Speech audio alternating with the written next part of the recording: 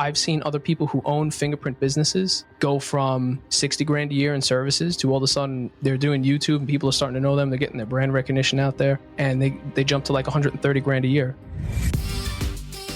Are you looking for a unique niche to start a business? Then you should think about the fingerprinting industry. These services are used by companies across the public and private sectors, but it's not a type of business many people think to start. And that means lots of opportunity to stand out as an entrepreneur. I'm Alex Freeman, and today on the Upflip podcast, I'm talking to Daniel Jurkowisch, founder and CEO of Fingerprinting Classes. Their mission is to decentralize the fingerprinting industry and helping others to learn, grow, and operate fingerprinting businesses all over the world. With a background in marketing and 8 years experience as a police officer, Dan is uniquely qualified to run a fingerprinting business. And today, he's sharing that knowledge with our listeners. We'll learn how he built his business and customer base, what systems he uses to manage leads and workflow, and why the fingerprinting niche is a great choice for aspiring entrepreneurs. I know I'm excited to hear Dan's insights, and I hope you are too. Let's go meet him. Dan, welcome to the show. Alex, thank you so much. That was quite the intro. I appreciate it. Yeah, well deserved. But let's start with your story. How did you get into the fingerprinting industry? You know, it's pretty funny. You mentioned the 8 years of police work, experience. Started in Brooklyn as a beat cop, did 5 years there. Ended up moving from Brooklyn to the suburbs. So when you move from the inner city to the suburbs and you kind of restart, you go from what your pay scale was to like nothing again, like you're a rookie again. So I figured I need to start a business. And this is a while ago. I started a marketing agency, dealt specifically with fingerprinting businesses, knew some people in the industry already, then started realizing that this is a real business that people can start. Nobody's starting this. So built our own course, did our own fingerprints, learned everything about the industry inside and out. And now we're really trying to change the world, allow other people to offer the exact same business that I kind of started in. And that's what brings us to today. What systems or SOPs do you have in place to ensure exceptional customer service? So Amazon, they have set the bar so high. Companies like Amazon, 7-Eleven, just regular, live chat support tickets on all these websites. All these companies have set the bar so high. And if you look at these companies, there's a reason why Amazon makes $1 billion every single year. And it's because if you looked at Jeff Bezos's entire just mission on what works, why do we do what we do?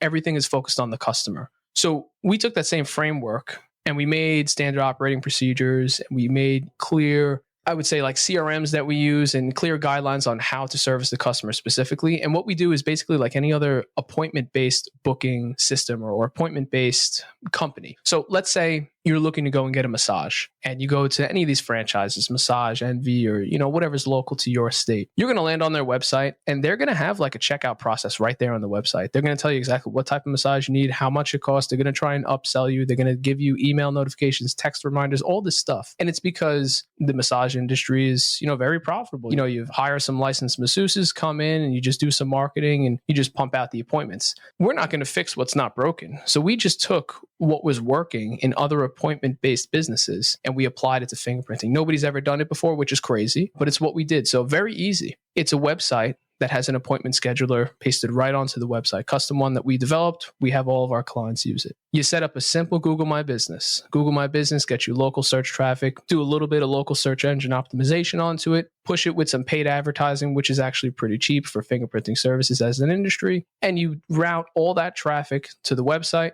And the standard operating procedure is basically, if they book an appointment, great. Follow up with them, make sure that they know they're getting the service that they need. If they don't book an appointment, follow up with them and have them book an appointment. Very simple. Generate appointments, do the appointments, rinse and repeat. You have a 6-figure business. Wow, that sounds so easy when you put it that way. For yourself, when you got started, what was the biggest challenge that you faced in getting this business off the ground? It was definitely the knowledge. A lot of it, I'll employ anybody who's listening after this to go and Google fingerprinting in XYZ state, whatever state you live in. Even if you don't live in the US and you're listening to this in Canada or Australia, wherever you are, Google fingerprinting. It's needed all over the world. It's needed all over the US. There's like no information on it. So that was the biggest pitfall for me. It was the biggest hurdle to get over, was finding the information. Now, luckily, I had clients who were fingerprinting businesses And I was able to sit there in the trenches 6, 7, 8 hours a day and just learn. I learned by doing. I learned by seeing other people who were successful doing it. I took all their information, packed it into the old noggin, and then eventually just blurted it out onto a course and made it available to the public. I believe you mentioned, and correct me if I'm wrong, that there isn't a licensing procedure for performing fingerprinting services. No, it's pretty crazy, man. I tell you. So in California, that's like the only state where they require you to be what's called like a certified fingerprint roller, but that's only for the state fingerprinting background services. And I won't go, way down into the rabbit hole with this, but if you're going to be doing what we call like the commercial fingerprinting services, so that's things like federal fingerprint-based FBI background checks, financial background checks, fingerprint cards, things like that, you can go anywhere in the US, anywhere in the world, as long as you have the right equipment. You must have the right equipment, and you can operate this business. Now, that doesn't mean that you can't have general business liability insurance or, set up an LLC or an S Corp or a sole prop or whatever you're going to do. You still have to do general business practice. But as far as training and certifications, no. You could purchase the materials from any company that sells it. You can figure it out on your own. You can come to us and you can provide this as a service. You could be a convicted felon. You can operate this business. There's nothing stopping you. You can be conducive on child labor laws, but you could be 15 years old and you could operate this business if you're old enough within your state to do that. I'm not employing 15-year-olds to go buy fingerprint scanning technology because you may turn some heads. Maybe you talk to your parents first. It's a little bit of investment starting up, but you could do it if you wanted to. There's nothing stopping people, which is the craziest thing in the world, which is why when we saw this opportunity, we're like, all right, this is out of control. People need to know about this.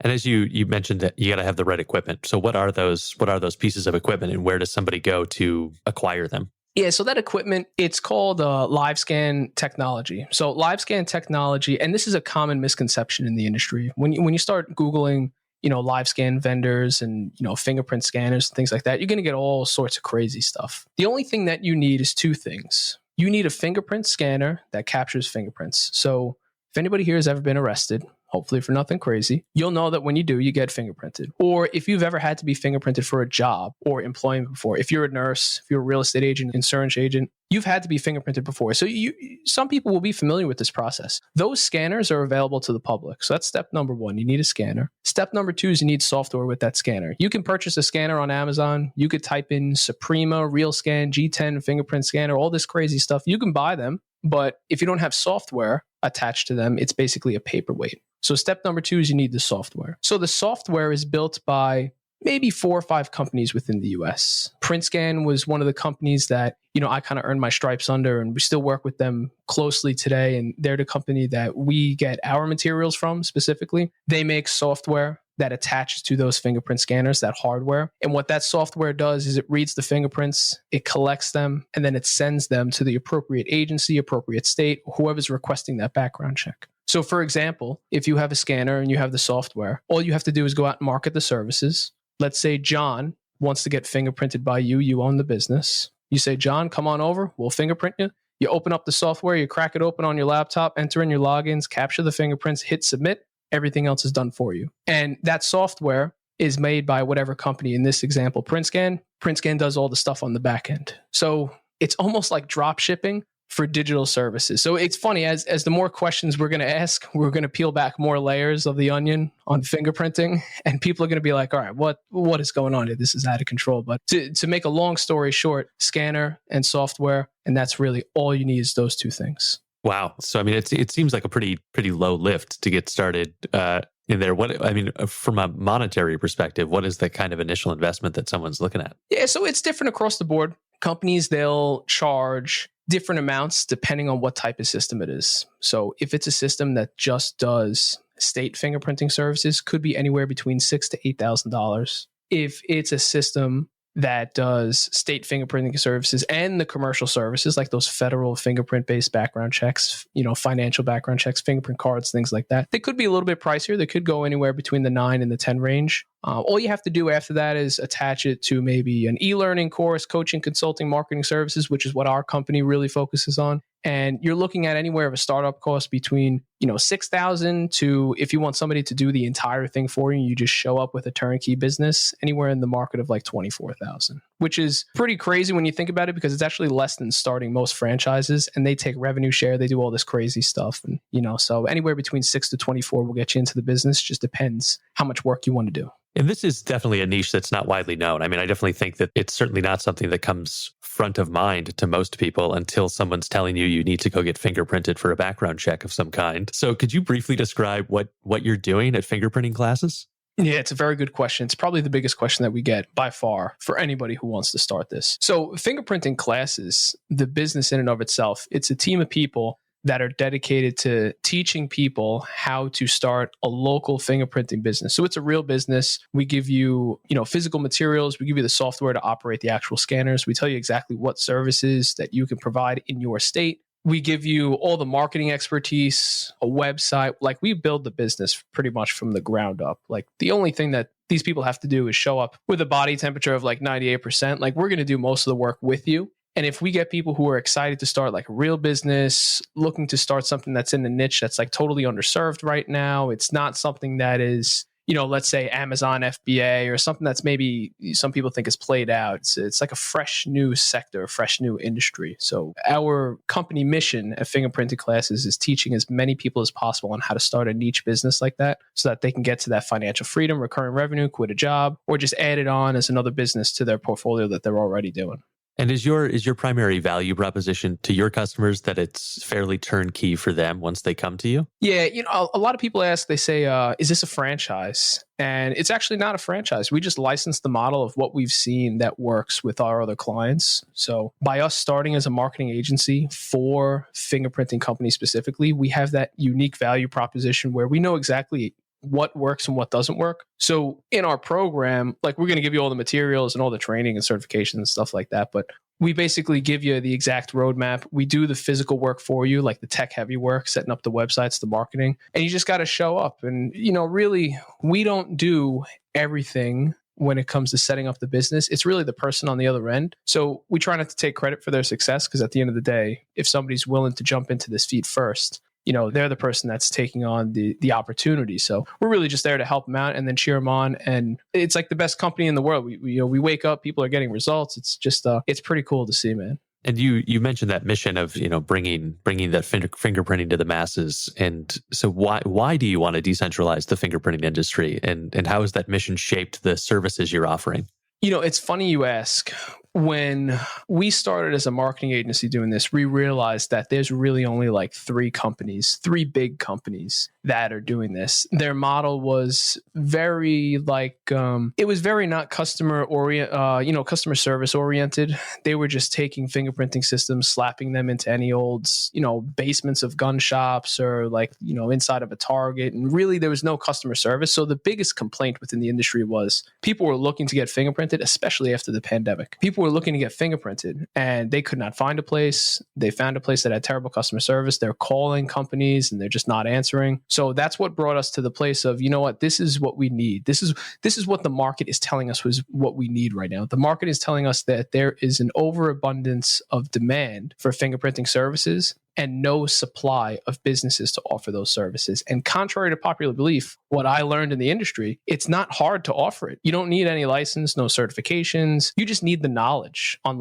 what it is. What are you actually doing? What do you need to actually start this business? It's as easy as getting a scanner, getting the software with the scanner, and finding out who to market these services to and what services you could do in your state. If you know that, that's the key to success. And that's what we do.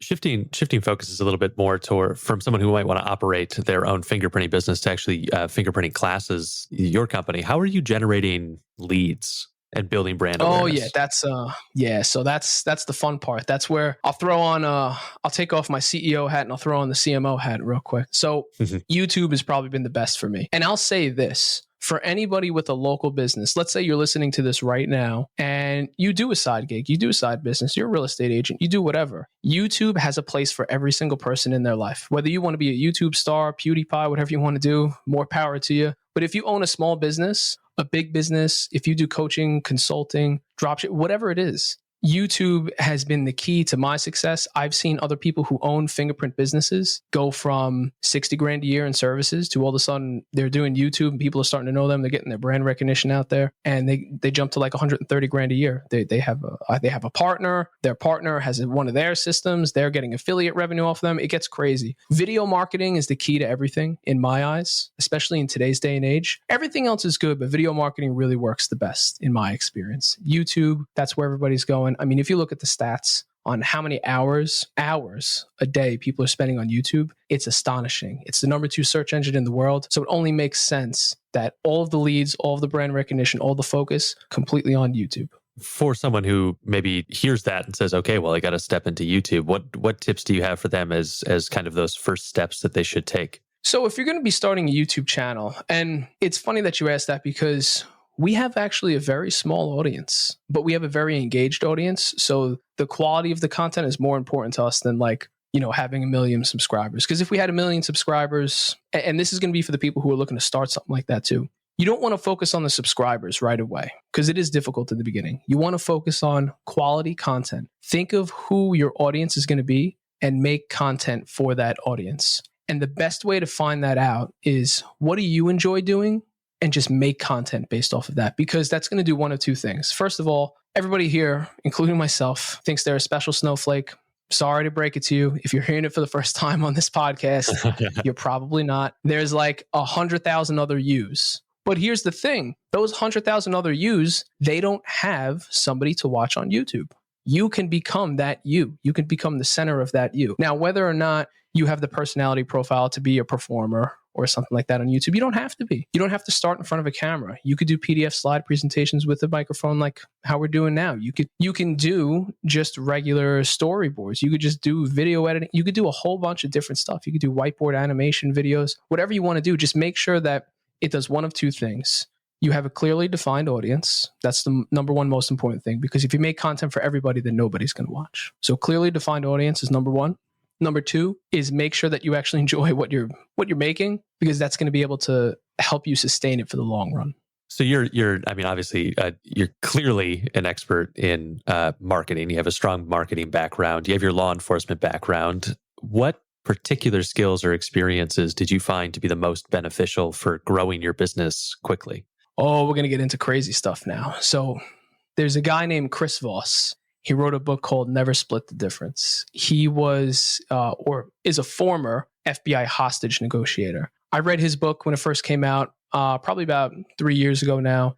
And it's funny that you're talking about the cop history. I'm actually currently, my title is detective. I don't like to put it out there too much, but congratulations, everybody knows now who's listening. So the interview tactics, the negotiation tactics to translated from the police industry to business has been my number one factor in being successful by far. I will say nothing else can I point our success, our client success, because I teach all this stuff to as much as I know, I just try to brain dump it into everybody else just to help as much as possible. It's why I became a cop in the first place. Now I'm just doing it with business. But interview tactics, negotiation tactics, interrogation tactics, obviously making sure that they're ethical. Using it in business has been like my number one leg up. That's actually the first time anyone's mentioned Never Split the Difference on the podcast. And I also read that book about 2 years ago. And you're absolutely right. I mean, I think it's an essential read for anyone looking to really do anything. Absolutely. I have closed deals, became a better salesperson, helped my team become better salespeople, helped people become better people. It's just the amount of, I took his masterclass on that app, masterclass.com, I think it was, whatever. I've watched that probably about like 10 times over. It's been like it's probably my favorite book right now. I couldn't recommend it enough. I've gifted it to like 3 people already. So in the actual operation of the business, what are some of the biggest lessons you've learned during the beginnings of the business? Yeah, so operations, I'm getting better at this. So forgive me if anybody here has operated a business and like they're purely operational, reach out to me because I love to pick your brain. But as revenue scales, as you hire more people, as more things come into play, as there's more moving pieces within the business, operations is so important. It's just as important as marketing and sales. Marketing and sales get you to the plate. Operations is what allows you to hit a home run and continue to hit home runs and do that month over month over month, quarter over quarter, year over year. So I firmly believe that operations comes down to a people problem. If you do not have good people working with you and working for you with a clearly aligned mission, you will just crumble and die. You have to have people working towards a mission. You have to have people who are excited to come to work. You have to have people who are qualified to do the thing that they're being paid to do. People being in the HR business within your business has been the most important thing. It's the season that I'm in my business right now, is making sure that my people are taken care of. People are staying happy. The mission is clearly defined, reminding people of the mission every single day. So it comes down to two things: the clearly defined mission and the people that are pushing that mission forward. That, to me, I know that's maybe a woo-woo way to say, how to handle operations, but if you have great people, you guys will figure it out. Speaking of your people, how many employees do you have currently? So we have 13 now, 12 full-time, 1 contractor. The contractor will probably be coming on full-time as of the beginning of the third quarter. But yeah, 13 people, and it's been crazy, man. We started with just me and an intern. And Nick, if you're listening now, shout out. We made it. Well, we're still making it every day, but yeah, 13 people now, including that 1 contractor, and still looking to hire, still looking to grow. I would say, how are you attracting the right employees to your business? So in the beginning, it was a lot of assistants, recruiting agencies, number one. My time is very limited. Obviously, 2 little kids, full-time career, still trying to operate and, lead the business at the same time. So recruiting companies, shout out to all the recruiting companies we've used. You've gotten us amazing A players. Thank you so much. Recruiting companies, number one, that's pay to play though. You got to pay them and they're going to get you good interviews and you got to make an informed decision from that. Everything else is looking for somebody who's done it before, and not so much done it before, but done it twice, 3 times. We just hired a head of client success. She's done this before. She knows what to do. I don't need to lead that person as much as, let's say, somebody who's never done this before. We've hired, somebody who started out as an assistant and now they're an operations manager. And they've done this before, although not in an industry like ours. They've been doing it their whole life and they're a rock star now. So finding people who have done it before and can hop into your business and just continue to do what they've been doing their whole life. Or the expensive option is recruiting agencies, to be totally frank. As the team has grown, how has your leadership approach changed? And how have you developed your own leadership skills? Drastically. That's another season in my business right now, trying to be a better leader. So one of my goals, personal goal, is not so much to be a leader of a company that goes to 7 to 8 figures, but, eventually be a supervisor in the department that I'm in now. I feel like I have a huge leg up because I'm leading 13 people now and I'm getting experience for that for eventually when I do become a supervisor as a sergeant, a lieutenant, or whatever it is. But becoming a better leader really comes down to, in my eyes, you need to do the work that everybody else is doing and show everybody else that you're willing to do the work. If you own the business, you need to realize that although you'd like everybody to work as hard as you, nobody is going to work as hard as you, because at the end of the day, you own the damn thing. They don't. They're an employee, and that's fair. So that must be realized right away. You can't sit there and say, why is this person not answering my Slack message? It's 11 p.m. Aren't they excited for fingerprinting? Yeah. Like, Mr. CEO, Mrs. CEO, relax. They don't own the business. Give them a break. Realizing that at the end of the day, everything is your fault. Extreme ownership. Not to throw other books up there and stuff like that, but having extreme ownership is another one. I would really label it to those 3 things. Doing the work that a CEO maybe shouldn't do because it's not the best use of their time, but it really is because it shows the team that you're willing to do it. So it has that compounding, lasting effect, being in the trenches with them. Number 2 is realizing that, and just to recap this, that they're an employee and you're the owner. You're supposed to work harder than them. You own the business. Realize that and accept that. And then number 3 is extreme ownership. If you hire somebody and they're a bad fit, it's your fault. It's not their fault. If a customer requests a refund because they didn't get results, it's your fault. It's not their fault. It's always your fault because you own the business. And remembering those 3 things daily is something that I try to do. I'm getting better at it. I am. But it doesn't go for just, bigger companies like us. It goes for smaller companies, side hustles, sole proprietor, everything. Have that from the beginning. I believe you'd be very successful. So you've made mention of this, along with owning Fingerprint Classes, you're a detective. You have 2 young children. How are you balancing your time? You ever hear of the company Starbucks? Yeah. I'm familiar. A lot of Starbucks. a lot of coffee. Yeah, a lot of coffee and a burning desire to, I guess, make a difference. I've wanted to be a cop since I was 5, and being a cop is great. Stressful at times, but really it's great. But I've also always wanted to be financially free. And you could become financially free with a good civil service job like that, but it takes a long time and I'm impatient. So I'll sacrifice maybe a little bit of sleep and some central nervous system issues with all the caffeine that I put in my body for to speed that process up a little bit. I'll just remember to take it slow once I reach my goal. Yeah. And in that, as we look at kind of like reaching those goals, where are you at now? What's the monthly revenue and profit margins that you're typically seeing? Oh boy. Here we go. So in our business right now, we're seeing about like anywhere between 120,000 per month to this month. We're on track for 260. This first week that we've been, as of this recording, has been the best week we've ever had. We've hired a whole sales team. It's astonishing. My wife, she talks to me sometimes. She's like, "What are those dings going off on your phone?" And I'm like, "Oh, that's Slack." She's like, it's 1 a.m. and the baby's up and we're feeding the baby and Slack is going off. Who is talking on Slack? I was like, no. We just got a financing application approved. We have a new sale coming through. She's like, this is crazy. I'm like, yeah, I know. It's driving a lot of anxiety, but because now we got to make sure that they're successful. But yeah, 120 to on track to 260 this month. And so where's the goal? What are you trying to get to? How far are you trying to scale this? So there's two goals. The goal is to get to a 7-figure run rate and sustain that 7-figure run rate without saturating the market. And those are two competing goals because we sell programs. When you sell a program, you collect cash up front. You make sure the person is successful. They get a return on your investment. Everybody's happy. And then what happens? You have no more money. So what do you have to do? You have to sell another program. We realized this really when we first started this. And we realized that, okay, we need to do two things. We need to make sure that our business stays alive so that we can serve our customers. We also need to make sure that our customers do not get customers on top of customers next door to them, everybody offering fingerprinting service, because that's how you blow up an industry, right? Not good. Then everybody's going to hate us. Then we all fail. So that's not good either. So what we realized that we have to do is we have to sell programs, create an industry, decentralize the fingerprinting industry, and allow people to become financially free, make their own, but all that stuff. That's the core value. That's the core mission. But we also need to make sure that we don't step on our toes in doing that and that we still stay successful so that we can help our customers. So the way we do that is we sell the programs, very picky with who we sell to. You can hop on a call with us. We will literally tell you if you're not a good fit or if you're not in a good area. The sale doesn't matter to us. What matters to us is the long-term success of the client, because that means we're going to become successful. Because after your program is done and you're making money, we offer marketing services. We offer continuing education, coaching, newer products. We want less customers for a longer time than more customers in a shorter time, if that makes sense.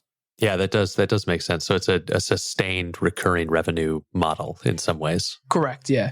And and we've mapped this out before. We've a lot of late nights doing huddles on Slack and Zoom calls and trying to figure this out. But we've come up with like a line graph, kind of like a little bit of a bell curve to say like, listen, our business is on the uptrend. We're going to level out and then we're going to come down a little bit and then we'll probably sustain. And once we start sustaining, that means we have enough clients within the US. They're getting marketing services from us, continue education, coaching. What do we do then? How do we continue, moving forward? Well, what we do then is we just start doing the same model that we did for fingerprinting in another industry.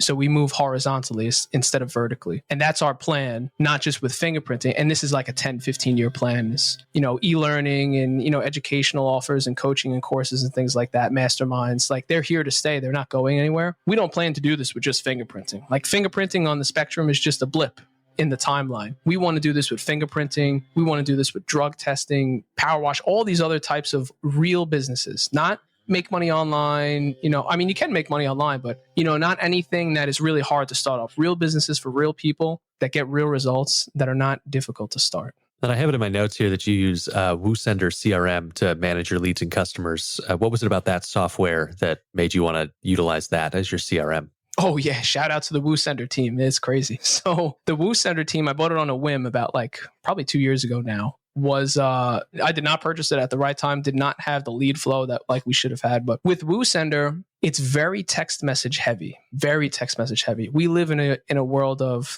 email is still king. Email newsletters, email marketing is still the best. But to get that reply, especially to people who's busy, text messages are the best. I've never found as good as a software as predictive text message campaigns as WooSender is. WooSender is honestly the best I've used so far, and I've used a few of them. You can enroll people with a name, email, and phone number, and you could send them campaigns automation and try to book times with them and get them on the phone. You could do predictive text message sending, just like how you do predictive emails with all these email softwares. You can now do it with text messages. You can book automatic calls on your calendar, totally done for you using like an AI. It's the craziest thing I've ever seen. Ever. And WooSender does it for us. They pick up like so much slack from our business. WooSender does the job of like 3 full-time people. I swear, it's crazy. Wow. What's the biggest thing you're struggling with today as a business owner? And I'm not going to let you say time. No, that's everybody's easy out, right?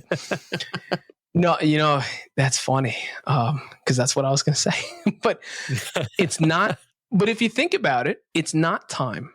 It's what you do every day. So I always think about like, what task am I doing? And is that task moving the needle forward for our mission? If my task is picking up the piece of paper on my floor because it annoys me, because I just want to tidy up my office, well, that's great. But like, did I do anything does that further the mission? No. So it wouldn't be time. It'd actually be laser focus. And I'm not saying that I let my office get messy or I don't feed my kids, like you still have an obligation as a human, as a parent. But if there's something that you're doing that you can pay somebody else to do and have laser focus on your mission, just do it. It sounds crazy, but being a business owner, the more money you make, the more money you have to spend to buy back your time.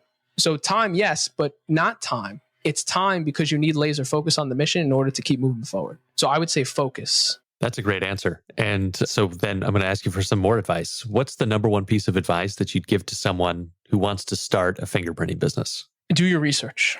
And I'm not going to do the shameless plug of say to go to fingerprintingclasses.com and sign up for a call. No, not going to do that because I know what we do. And I know that if people do their research and they really do it for themselves and really see how you want to start this, that if you end up coming to our company to do it, that's great. But if you end up just purchasing a scanner and a system and you have marketing chops and you know how to build a website, then do that because honestly, our program probably wouldn't help you. It would be money not well spent. But make sure you do your research first. Go to Google. Type in how to start a fingerprinting business. Go to YouTube. I'm not the only person on YouTube that's doing this. There's other people. So it would be unethical if I said, go and type this in and we're the only ones that show up. It's kind of, it's kind of beating around the bush with it. But do your research because you'd be surprised with what you do find. Although there's not a lot of information on this industry, there will be somebody who may be 15 miles down the road from you who does a fingerprinting business. Call them, do your research, really check out the business, make sure that it's right for you, make sure that it's something you really want to do. Now, I could tell you that this business gives you great margins. It's very fulfilling. It's a necessary service. So like during the pandemic, it was not shut down. The only fingerprinting businesses that shut down were the ones that decided to shut down. So it was an essential service, but just do your research. And when you're ready to make a decision, reach out to somebody who's done it before and find out how you could do it. That's going to bring us to a section of our show that we call our Blitz questions. So these come from our YouTube community. You can find Upflip on YouTube as well, where we're interviewing entrepreneurs from all across the spectrum of the types of businesses that you can open. So for these, just a quick hit answer as we go into it. The first question is, what is your favorite business book? And you've mentioned a couple, so I'm going to ask you to give us another one that you might recommend for people. How to Win Friends and Influence People. Next question is, what car do you drive? A Nissan Rogue Red Mom Mobile. Love it. What would your ultimate business superpower be? Laser focus. Do you have a life mantra and what is it? Help people. And then the final question, what is the one thing you cannot start your day without? And again, coffee is not an allowed answer for this question. Seeing my kids, my wife and my kids. That's going to do it for this episode of the Upflip podcast. Daniel Jurkowisch of Fingerprinting Classes, thank you so much for joining us on the show. Alex, this has been a pleasure. Thank you so much for your hospitality. I really appreciate it. I hope we brought enough value to everybody. And yeah, thank you. It was very enjoyable. Absolutely. And for everybody out there, make sure you check out Upflip on YouTube. Check out the Upflip blog at upflip.com/blog and come back here every week for another episode of the Upflip podcast.